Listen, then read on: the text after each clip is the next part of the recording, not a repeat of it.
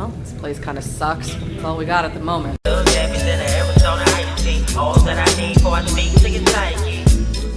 Borderlands 3 is here, and amidst a bunch of controversy, it's time to actually check out how the actual game was. I will do my best to be objective, but when a company has been as shitty as they have, it's really hard to focus on the game itself. But this is a video game review, not a company review, because God forbid they get a score from me on that one. So let's check out the actual game. Borderlands 3 is finally dropped, so let's get into it. So, what I will say, first of all, is that the last game came out, in 2012, I believe? And with that being the case, it certainly feels like this game came out that long ago. What I mean by that in terms of, it performs well. I mean, it plays fine, but so did Borderlands 2. Well, you see, from Borderlands 1 to Borderlands 2, there was a ton of improvement, right? Like, Borderlands 1 plays like absolute horseshit now. Borderlands 2 is still a really fun experience. In fact, they released all those bridging DLCs leading up to Borderlands 3 release, and the game itself, Borderlands 2 otherwise, plays really, really good. So, in terms of improvements, it really doesn't have much. It really is a story of more of the same.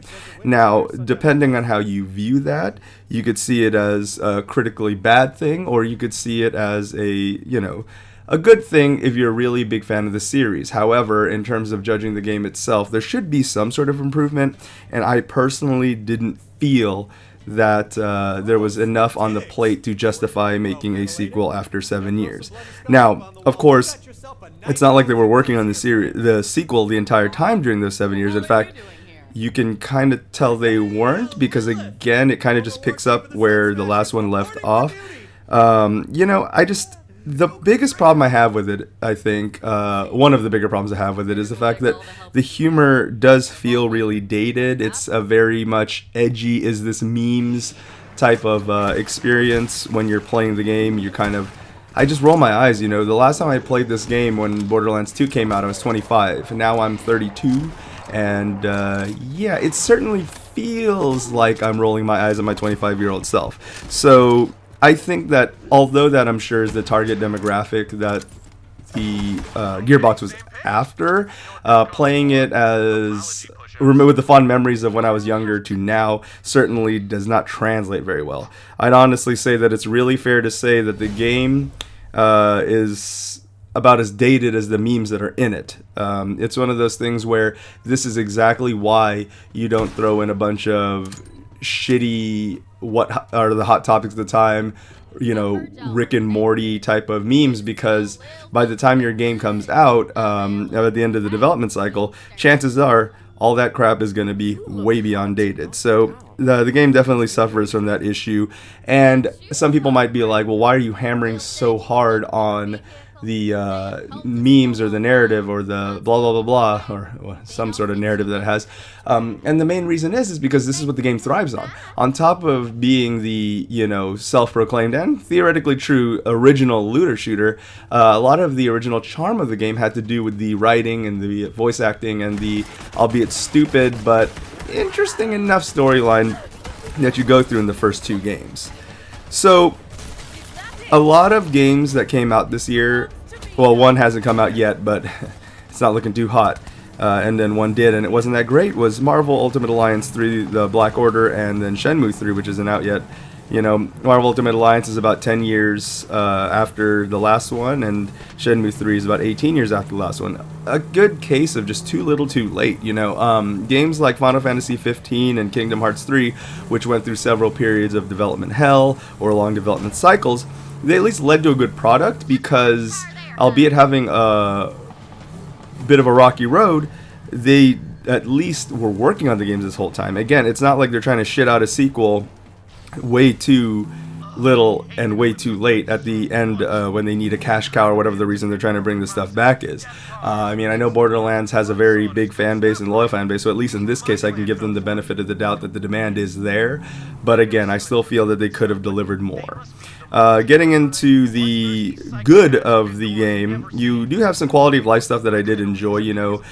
Being able to skip the tutorials right off the bat is a good thing, primarily because whether or not you're just familiar with games in general or Borderlands itself, because if you were playing the Borderlands 2 DLCs that they recently released prior to the release of 3, you would have been playing it, so you would be really fresh. So I like the fact that they threw that in there to kind of get past it, because let's face it, tutorials, especially in a sequel of a game that you've played tons of similar games to, or you've just been playing that game recently, it is annoying to have to be retaught everything as if it is your first one when it's clearly a sequel, and very accessible sequels. So there's that. The console performance, I tested it, the copy I had on PS4, and it's alright. I mean, it's not at a silky smooth 60 frames. It's at capped at 30, which I put this as a plus and a minus, because 30 frames in 2019, it really depends. I feel like we should be way past that. A lot of these next gen consoles are bragging about all these nonsense resolutions at really, it's probably still going to be, I don't care if it's at 4K, if it's still running my game at 30 frames, who cares? Give me a higher frame rate and leave it at 1080, it'll be fine, it'll look good. So they should just do that. But getting back to the point, Borderlands 3 is running at a pretty much, there's a few dips, but pretty much locked 30 FPS. You get to meet the cast of the first couple of games throughout the game, the third game as you're on right now. You get to meet several of the cast members through that, which was pretty cool. The title cards do get a little old after a while. Like, I know it preceded the Suicide Squad movie that came out, but after a while of meeting the characters, it does seem to get pretty repetitive, and almost does feel like that kind of yawn, for Suicide Squad style, oh, check it out, retro cards intro. But it's alright at first. It is cool that you get to meet the characters from 1 and 2, and they kind of are intertwined into this brand new story with some of the new characters as well. It's alright. Speaking of the new characters, the designs, at least for these default ones, I'm sure they're going to add some more through their epic DLC and, microtransactions, but I wasn't really digging too many of their designs. I chose Amara, who's fine, but just none of the characters really stood out to me. Like, I wouldn't say that the character design in 2 was phenomenal either, but they were a lot more fun, I think, especially the Necromancer. I know that was DLC, but still, I don't know, I felt like they could have done a better job with the character design, but I suppose Borderlands character design was never really its super strong suit in terms of pure aesthetics. It's more so, again, basing them on personality and whatnot. You basically do the same thing like you've done in the last couple of games, collect loot, but I mean, it is a looter shooter, that's what you do. I think the biggest challenge and adversity it faces is the fact that there's been several looter shooters since then, and even though I'm not a fan of Destiny, I feel like Destiny does do the looter shooter genre a bit better. It's almost like the Yakuza versus Shenmue syndrome, where Shenmue just seems so dated and shitty now, because although it basically was the thing that led to games like Yakuza, Yakuza's here now, so we don't really need Shenmue anymore. In fact, I don't really want it anymore, because although I have fond memories of 2, though they may be jaded memories, 3 looks like a big pile of horse shit. It seems like a not great year for 3s, at least as far as the examples I've given in this review, but I mean, that's just what it is.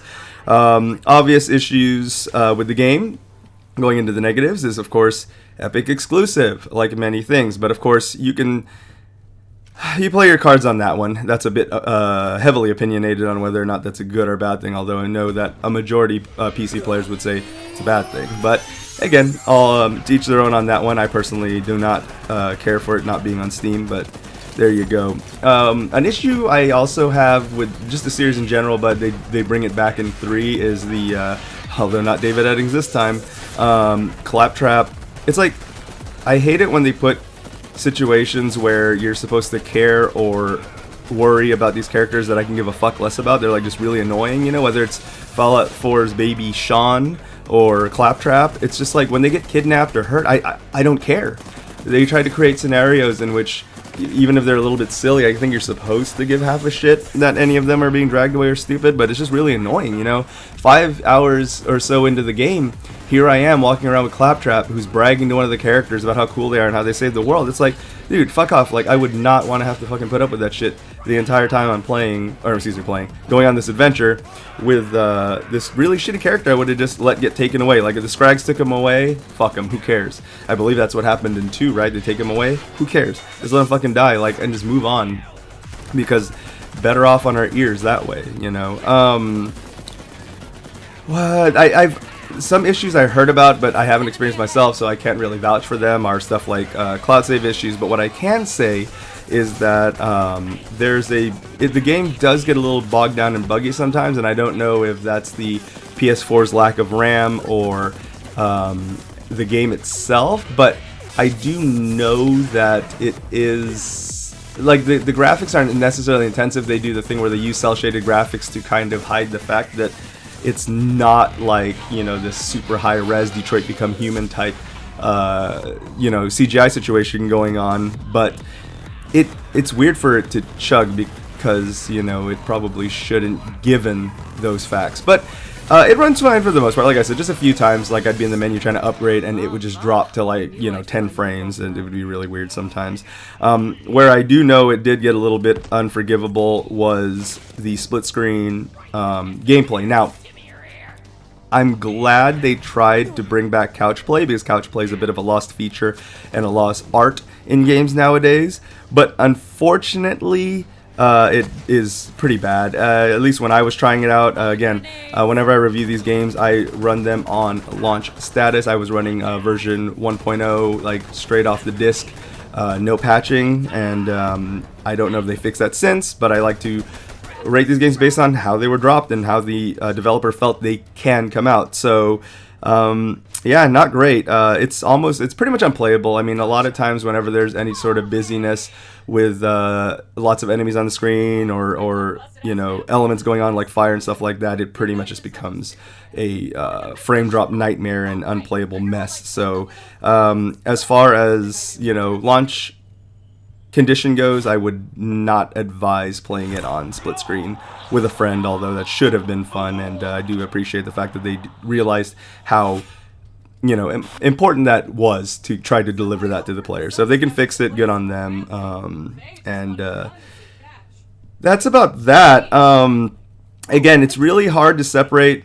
I obviously just covered game stuff because I had to stay objective. It really is hard to keep the politics out of it because a lot of shit surrounded the game prior to launch, and I'll tell you this much: for as much controversy and nonsense led up to the launch of this game, I don't think the gameplay the game itself really justifies the bullshit that they went through and the dicks they were being prior to this. You know, I really don't feel that it was justified. Not that it's ever justified to be a dick. You know, you could be like the Ooblets devs who tried to defend their Epic Games decision, and guess what happened? You know, they got harassed into infinity, and although I do not condone the harassment they received, if they hadn't acted like the way they did to begin with, they probably wouldn't have gotten harassed. So there's that. It's all avoidable stuff. Same thing with the controversy to this. Again, not that any type, not even if it was the most amazing game, would it have justified the way they treated Troy Baker or David Eddings or any of the employees who reported mistreatment at Gearbox. But still, the fact that the game is lukewarm does not bode well for it, especially considering said conditions. So that is Borderlands 3. Borderlands 2, if I was rating games at the time, would have given an 8 out of 10. This is just more of that, and 7 years too late, so I'd have to give Borderlands 3 6 mistreated employees out of 10.